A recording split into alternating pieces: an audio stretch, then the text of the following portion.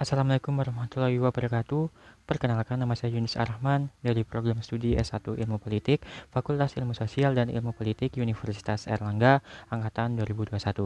Di sini saya akan sedikit menjelaskan tentang program kreativitas mahasiswa bidang artikel ilmiah PKMAI yang berjudul Politik Identitas dalam Penyelenggaraan Pemilihan Umum di Indonesia, Persoalan Primordialisme dan Etika. Indonesia merupakan negara demokrasi dengan keberagaman suku bangsa, budaya, ras, dan agama.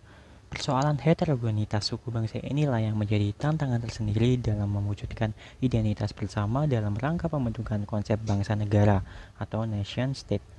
Dalam suatu negara tentunya terdiri dari berbagai suku, bangsa, dan etnis, maka dari itu dibutuhkan suatu ikatan tertentu yang menjadi identitas bersama untuk menyatukan masyarakat atau warga negara. Salah satu faktor pembentukan identitas bersama adalah primordial. Ikatan primordial adalah ikatan yang berasal dari unsur-unsur bawaan yang diandalkan dari kehidupan sosial, hubungan langsung, dan hubungan kekerabatan.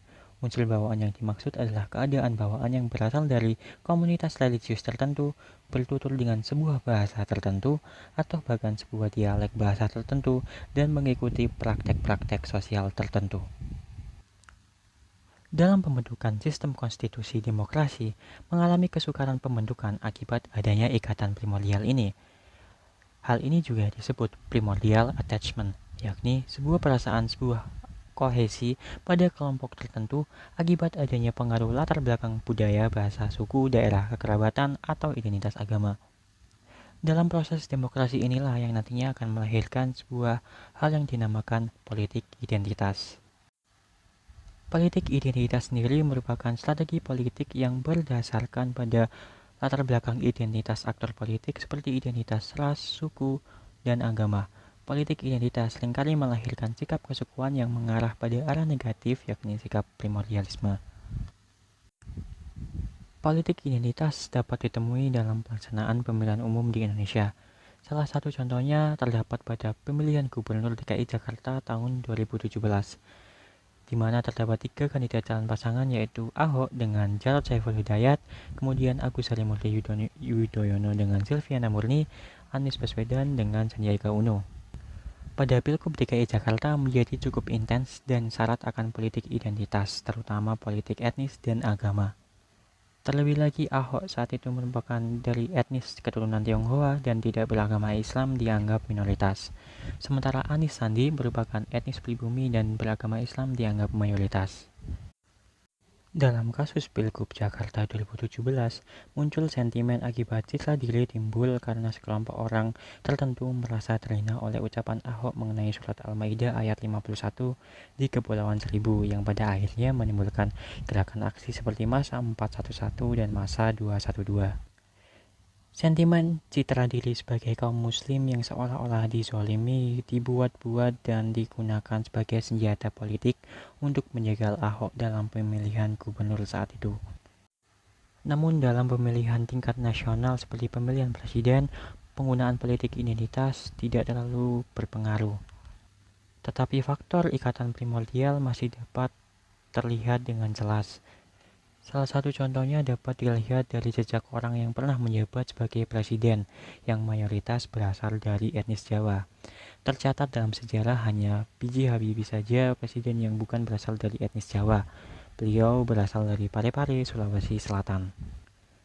Banyaknya kasus primordialisme dari pengalaman pemilu yang telah dijelaskan menunjukkan bahwa sistem perpolitikan di Indonesia belum bisa lepas dari isu primordialisme, baik dari sisi calon untuk memenangkan pemilihan maupun dalam sisi pemilih dalam menentukan pilihan.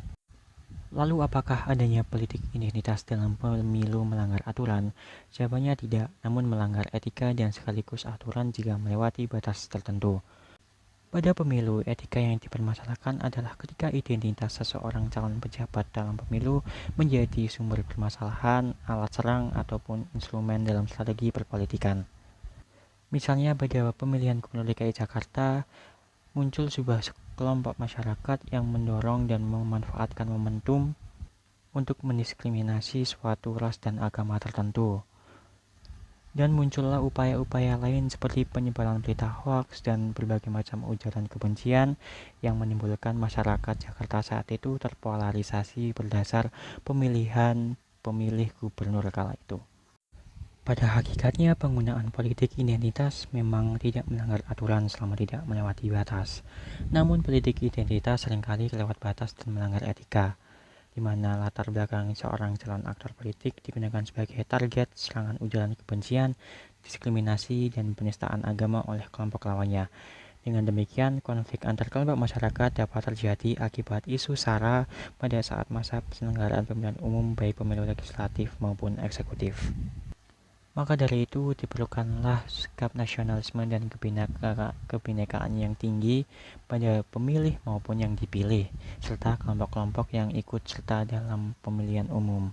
Agar pemilihan umum yang merupakan pesta demokrasi tetap dapat berjalan dengan lancar, damai, tertib, dan terhindar dari konflik antar suku, agama, maupun ras. Sekian dari saya, kurang lebihnya mohon maaf. Terima kasih. Wassalamualaikum warahmatullahi wabarakatuh.